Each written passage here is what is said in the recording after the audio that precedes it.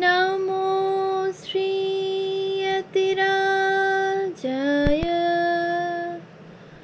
विवेकानन्दसूरये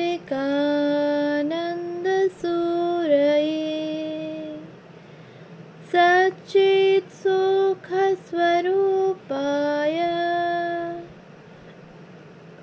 स्वामिने तापहारिणे। উদ্বোধন 125 স্মরণে মননে বিশ্লেষণে গ্রন্থ থেকে পাঠ। পৃষ্ঠা সংখ্যা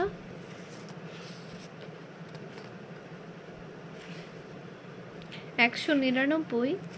উদ্বোধনের পূর্ণ স্মৃতির ধন্য দিনগুলি। স্বামী পূর্ণাত্মানন্দ। ঠাকুর, মা ও স্বামীজির কৃপায় আমার অশেষ সৌভাগ্য হয়েছিল যে খুব কম বয়সে আমি উদ্বোধন পত্রিকা সম্পাদনার কাজে যুক্ত হতে পেরেছিলাম। প্রথম থেকেই আমার এ বিষয়ে ভয় ছিল, কারণ তখন আমার বয়স কম, মাত্র 36, অভিজ্ঞতাও কম। মঠের নির্দেশে পত্রিকার সম্পাদকের দায়িত্ব গ্রহণ করি এবং দীর্ঘ প্রায় 14 বছর যাবৎ সে দায়িত্ব পালন করার চেষ্টা করেছি। মায়ের অশেষ কৃপায় এটি সম্ভব হয়েছে। আজ উদ্বোধন এর 125 বর্ষে পদার্পণের শুভ দিনে সেই আনন্দ আরও বেড়ে যায়। স্বামীজির স্বপ্নের উদ্বোধন এর বিজয়যাত্রায় অঙ্গীভূত হতে পেরে নিজেকে ধন্য মনে হয়। উদ্বোধন এ আসার আগে পূজনীয় স্বামী লোকেশ্বরানন্দজির অধ্যক্ষতায় Golpark Ramakrishna mission institute of কালচারে প্রকাশনা বিভাগ দেখতাম। মনে আছে, উদ্বোধনের দায়িত্ব নিয়েছিলাম 1 সেপ্টেম্বর 1987। 26 আগস্ট থেকে 1 সেপ্টেম্বর পর্যন্ত আমার পূর্বতন সম্পাদক পূজনীয় স্বামী প্রমেয়ানন্দজির কাছ থেকে উদ্বোধন এর বিষয়ে নানান পরামর্শ ও কাজের বিষয়ে সম্যক ধারণা পেয়েছিলাম।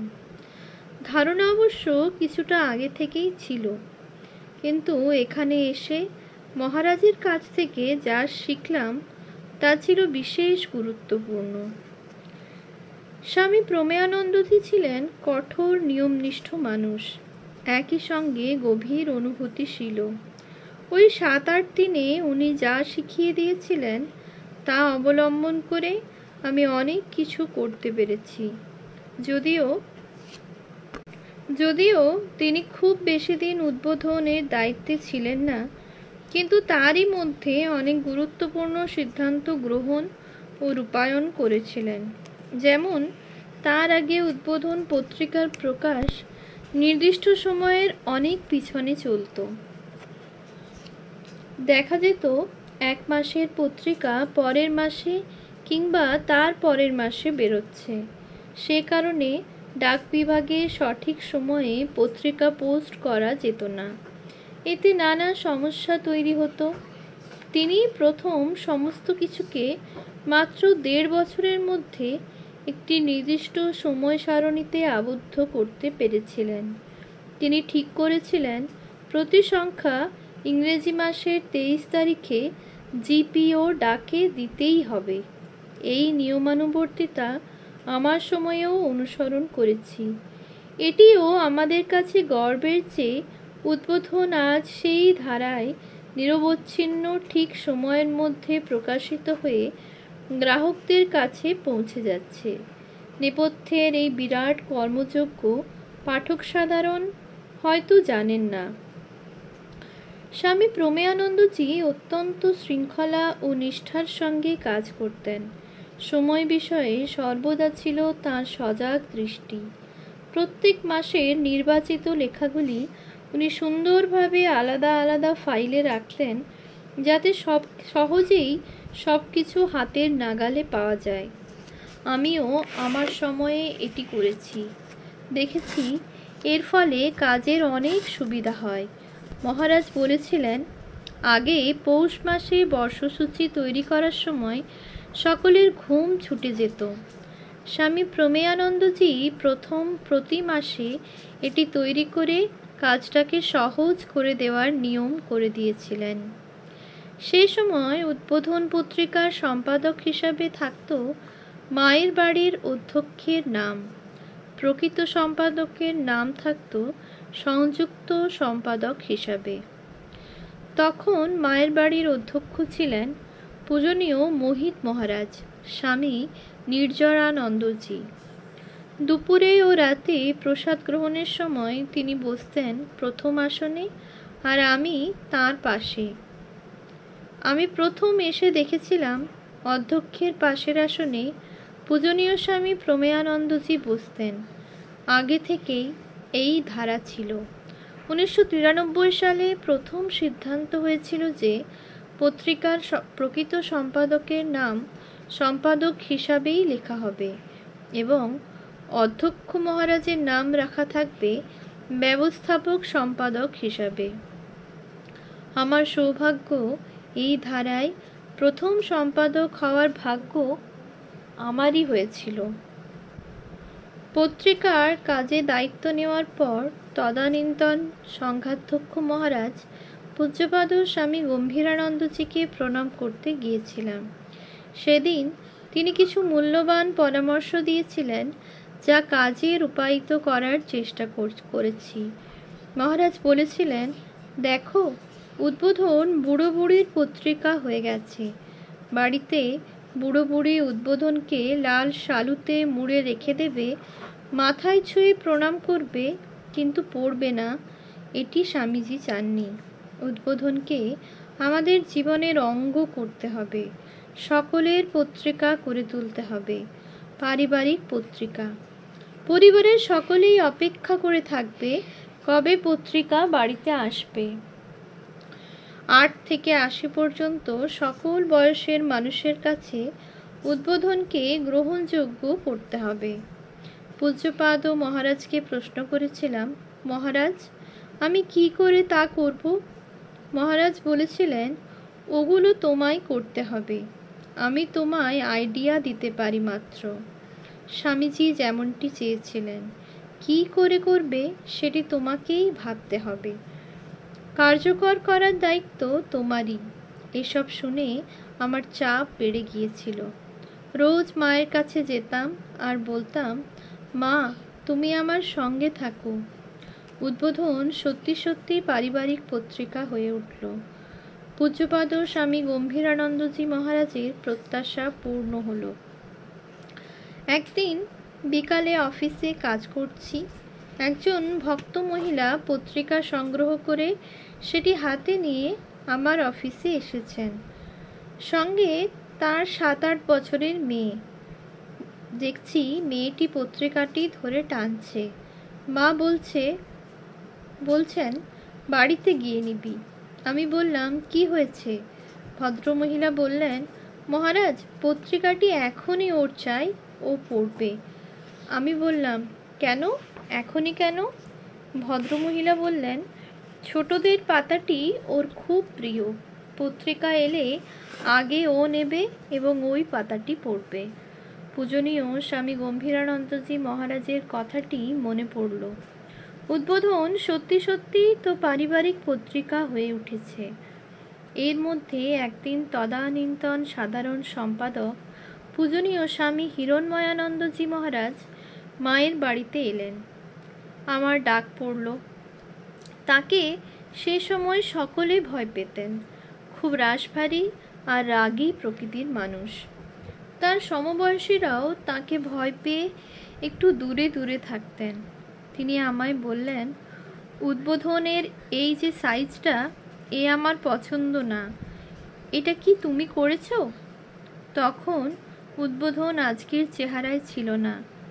লম্বায় ও চওড়ায় সেটি ছিল একটু ভিন্ন ধরনের। বলা যেতে পারে সেই সময়ের বিচারে প্রাচীন ধর্মী। প্রশ্ন শুনে আমি উত্তর করতে গেলাম যে আমি ওটি করিনি, আগে থেকেই এমনটি আছে। তৎক্ষণাৎ পূজনীয় স্বামী গীতানন্দজি ইঙ্গিতে আমাকে বারণ করলেন কথা বাড়াতে। স্বামী হিরণময়ানন্দজি তখনই নির্দেশ দিলেন, এরকম বেখাপ্পা সাইজ এক্ষুনি পাল্টাও, পরের সংখ্যা থেকেই পাল্টাও। কিন্তু সেই সময় বছরের মাঝামাঝি থেকে পত্রিকার সাইজ পাল্টানো কিভাবে, কেননা পাল্টাতে গেলে প্রেস, বাইন্ডার সবাইকে বলতে হবে এবং অন্য সমস্যাও আছে, এমনকি এর জন্য বিশেষ সময় ও খরচের বিষয়টিও খুব গুরুত্বপূর্ণ। কিন্তু তার নির্দেশ মতোই কাজ করতে হলো। এ ব্যাপারে আমাদের সে সময় খুব বেগ পেতে হয়েছিল, তবে তাতে সত্যিই উদ্বোধনের চেহারাটি সুন্দর হয়েছিল। এই সুযোগে আমি মহারাজের কাছে অনুরোধ করেছিলাম আগের বছরে 1.5 লক্ষ টাকা ঘাটতির ব্যাপারে কিছু ভাবতে। উনি তৎক্ষণাৎ বলেছিলেন, ঠিক আছে, কোনো চিন্তা নেই, ওই টাকা বেলুড় মঠ থেকে দেওয়া হবে, কিন্তু এবার থেকে নিজেরটা তোমাকে বুঝে নিতে হবে। প্রসঙ্গত বলে রাখি, শুরু থেকেই উদ্বোধন সব সময় ঘাটতিতে চলেছিল। স্বামীজির সময় উদ্বোধনের জন্য কেনা তিনিই অর্থের ব্যবস্থা করেছিলেন, প্রেসটি বিক্রি করে ঘাটতি মেটানোর চেষ্টা করা হয়েছিল। যাই হোক, এপ্রিলের শেষ দিকে একদিন বিকালে স্বামী সনকানন্দজি ও স্বামী ধর্মরূপানন্দজির সঙ্গে ছাদে হাঁটছি। হঠাৎ স্বামী সনকানন্দজি বললেন, আপনার পত্রিকার বার্ষিক হিসাব হয়ে গেল। শুনেই ভয়ে বুক ধুকপুক করতে লাগলো। ভাবলাম, প্রিন্টিং ইত্যাদির খরচ যা বেড়েছে তাতে আর্থিক অবস্থার অবনতি খুব স্বাভাবিক। এইসব ভাবতে ভাবতে কিছু বলতে যাওয়ার আগেই উনি বললেন, ভালো হয়েছে। আমি বুকে বল পেয়ে বললাম, ভালো মানে উদ্বৃত্ত হয়েছে? শুনে গম্ভীর হয়ে বললেন, হ্যাঁ। আমি বললাম, কত? ভয়ে ভয়ে প্রশ্ন করলাম, 5,000? উনি বললেন, না, একটু বেশি। তাহলে কত? 10,000? উনি একটু গম্ভীরভাবে বললেন, একটু বেশি। এইভাবে 10, 20, 25 করতে করতে শেষে জানলাম 1,25,000 টাকা সে বছর উদ্বৃত্ত হয়েছে। অবিশ্বাস্য। তা কি করে হলো? এই প্রথমবার উদ্বোধনের ইতিহাসে উদ্বৃত্ত হলো। মায়ের কৃপা ছাড়া আর কিভাবে এমনটি সম্ভব? আমি নিজেও এর উত্তর খুঁজে পাইনি। সে সময় রোজ রাতে প্রসাদ পেতে গিয়ে মায়ের কাছে প্রার্থনা করেছি, উদ্বোধনকে বাঁচাও মা তুমি। সেই থেকে আর আমাদের পিছনে ফিরে তাকাতে হয়নি। উদ্বোধন চলেছে দ্রুত গতিতে। আমি যখন দায়িত্ব নিয়েছিলাম, অর্থাৎ উদ্বোধনের সঙ্গে যুক্ত হলাম, তখন গ্রাহক সংখ্যা ছিল 9,000। যখন কার্যভার ছাড়লাম 2001 সালে, তখন গ্রাহক সংখ্যা দাঁড়ায় প্রায় 57,000। 90 বছরে 9,000 আর আমার 14 বছরে প্রায় 57,000। কোনো হিসাবেই ব্যাপারটি মেলানো যায় না, কিন্তু প্রমাণিত হলো যে মায়ের ইচ্ছায় সব হয়। মা তো অঘটন ঘটন পটীয়সী। এই সাফল্যের জন্য আমাদের কিছু সিদ্ধান্ত খুব ফলপ্রসূ হয়েছিল, তা বিনীতভাবে বলি। প্রথমেই যেটা কার্যকর হয়েছিল তা হলো গ্রাহক ভুক্তি কেন্দ্রগুলির মাধ্যমে গ্রাহক ও পত্রিকার মধ্যে নিবিড় যোগ সাধন। গ্রাহক ভুক্তি কেন্দ্র আমার মাথায় শ্রী শ্রী মায়ের ইচ্ছাতেই আসে। এর সুফল উদ্বোধন আজও পাচ্ছে। পরবর্তী সময়ে নিবোধত পত্রিকাতেও এই পদ্ধতি অবলম্বন করা হয়েছে। এর ফলে খুব অল্পকালের মধ্যে বহু গ্রাহককে পেয়েছিলাম। বাংলার বাইরে বিভিন্ন রাজ্যে, এমনকি ভারতবর্ষের বাইরে আমেরিকা, ইংল্যান্ড, বাংলাদেশ প্রভৃতি দেশে গ্রাহক ভুক্তি কেন্দ্র গড়ে উঠেছিল। এই কেন্দ্রগুলির আমন্ত্রণে প্রায়ই আমাকে অনেক জায়গায় যেতে হতো। ঠাকুর, মা ও স্বামীজির কথা বলার পাশাপাশি উদ্বোধনের কথাও বলতাম। দেখতাম সকলের কী আগ্রহ এই পত্রিকাকে নিয়ে। উদ্বোধনের সূত্রেই প্রথমবার বিদেশ ভ্রমণ হয় আমার। ভ্যাটিকান সিটি থেকে পোপ দ্বিতীয় জন পল এর কাছ থেকে আমন্ত্রণ আসে এবং আমি ভ্যাটিকান যাই ও পোপের সঙ্গে আমার সাক্ষাৎ হয়।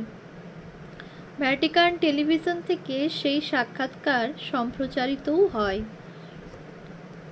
বিপুল সংখ্যক গ্রাহকের উপযোগী লেখা নিয়েও আমাদের প্রতিনিয়ত ভাবতে হয়েছে। আমরা কয়েকটি নতুন নিয়মিত বিভাগ এনেছিলাম, যেগুলি বিশেষ রূপে গ্রাহকদের মধ্যে আগ্রহ সৃষ্টি করেছিল। এগুলির মধ্যে ছিল স্বাস্থ্য, বিজ্ঞান, খেলা, ছোটদের বিভাগ, প্রাসঙ্গিকী নিয়ে। মনে আছে, প্রাসঙ্গিকী বিভাগ যখন শুরু করতে যাচ্ছিলাম, তখন একজন বয়োজ্যেষ্ঠ সন্ন্যাসী বলেছিলেন, এসব করতে যেও না, কে কি লিখবে, হয়তো আমাদের বিরুদ্ধেই লিখবে। এসব শুনে আমি তাকে আশ্বস্ত করে বলেছিলাম, ছাপাবো তো আমরাই, তাই বাছাই করে নেব, আপনি চিন্তা করবেন না।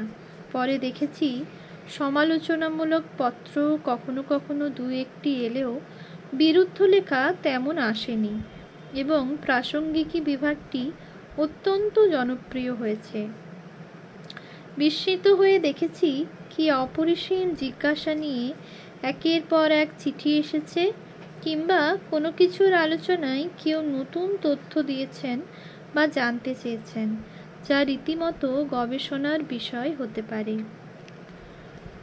যুগের সঙ্গে তাল মিলিয়ে উদ্বোধন লেটার প্রেস থেকে অফসেটে আসে 1997 সালে।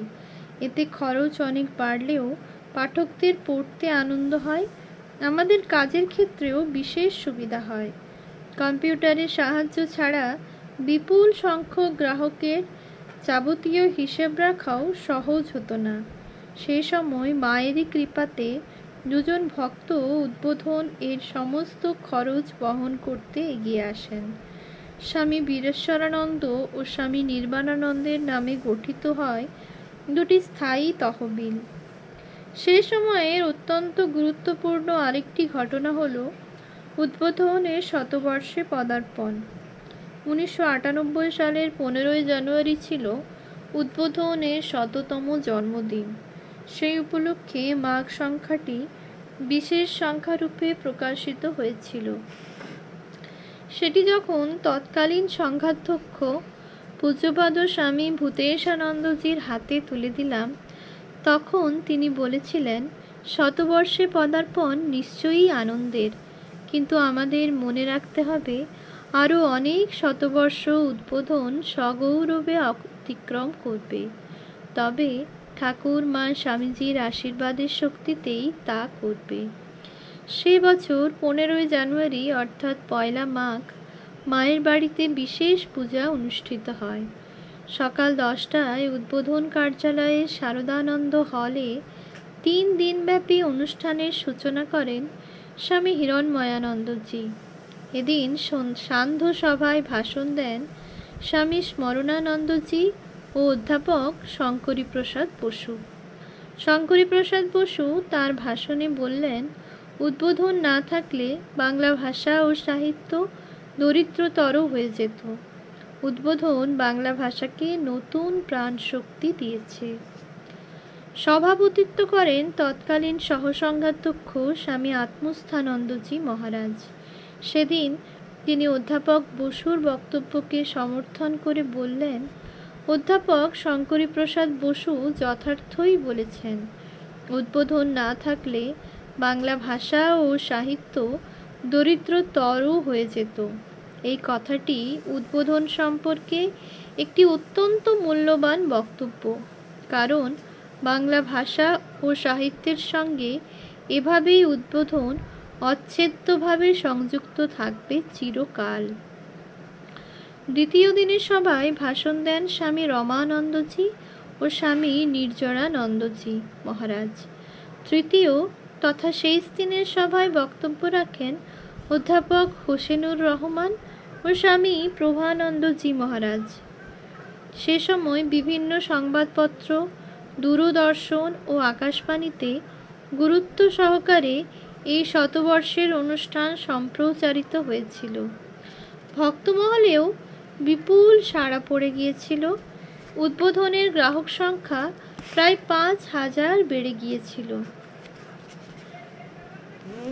প্রসঙ্গত শ্রী শ্রী মায়ের মন্ত্রশিষ্য এবং শ্রী শ্রী মায়ের বাড়ির একনিষ্ঠ সেবক চন্দ্রমোহন দত্তের কথা মনে পড়ে। তিনি কাঁধে করে উদ্বোধন লোকের বাড়ি বাড়ি পৌঁছে দিতেন। বলতেন, বইয়ের প্যাকেট কাঁধে করে নিয়ে যাওয়ার সময় মনে হতো আমি শ্রী শ্রী মায়ের চরণ কাঁধে করে নিয়ে যাচ্ছি। এই কারণেই পত্রিকায় আমরা লেখা শুরু করলাম। উদ্বোধনের সঙ্গে যুক্ত হওয়া মানে ঠাকুর, মা ও স্বামীজির সঙ্গে যুক্ত হওয়া, বা উদ্বোধন শুধু পত্রিকা মাত্র নয়, উদ্বোধন তাদের ভাব ও বাণী শরীর। লক্ষ্য করেছি মানুষের কাছে এই কথাগুলি বারবার বিশেষ আবেদন ও আকর্ষণ সৃষ্টি করেছে। আমরা সে সময়ে নিত্য নতুন বিষয়ের সঙ্গে চেষ্টা করতাম ভালো ভালো লেখকের লেখা পত্রিকায় প্রকাশ করতে। তখন উদ্বোধনে লিখতেন শঙ্করীপ্রসাদ বসু, নিমাই সাধন বসু, সঞ্জীব চট্টোপাধ্যায়, আশাপূর্ণা দেবী প্রমুখ বিদ্বজনেরা। সঞ্জীব চট্টোপাধ্যায় ছিলেন সবচেয়ে জনপ্রিয়। তার লেখা প্রতি সংখ্যাতেই থাকত, পাঠকেরা খুব পছন্দ করতেন। বহু নতুন লেখকও ওই কালে নানাবিধ প্রবন্ধ লিখে পত্রিকার গুরুত্ব অনেকাংশে বর্ধিত করেছিলেন। তবে উদ্বোধন কিভাবে যে এমন সাজানো গোছানো হলো আমি আজও জানি না। এসবই মায়ের মহিমা।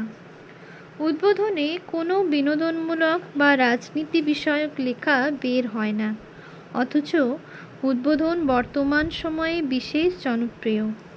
এখন কি বিপুল সমাদর তার বাঙালির ঘরে ঘরে। তখন দেখেছি নামি দামি পত্রপত্রিকা সব বিলুপ্ত হয়ে যাচ্ছে। সাপ্তাহিক পত্রিকা পাক্ষিক বা মাসিক পত্রিকায় রূপান্তরিত হচ্ছে, কারণ পত্রিকা চলছে না।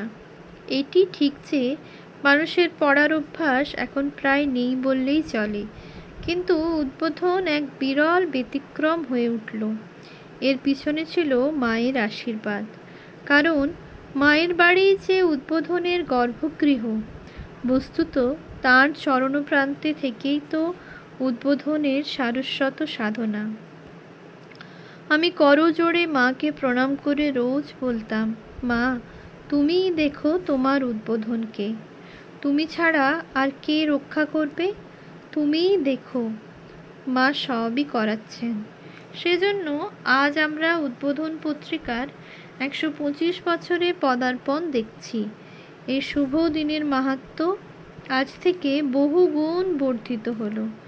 ঠাকুর, মা, স্বামীজির জয়, জয় উদ্বোধন এর জয়। ওম শান্তি শান্তি শান্তি। হরি ওম তৎসৎ। শ্রীরামকৃষ্ণার্পণমস্তু।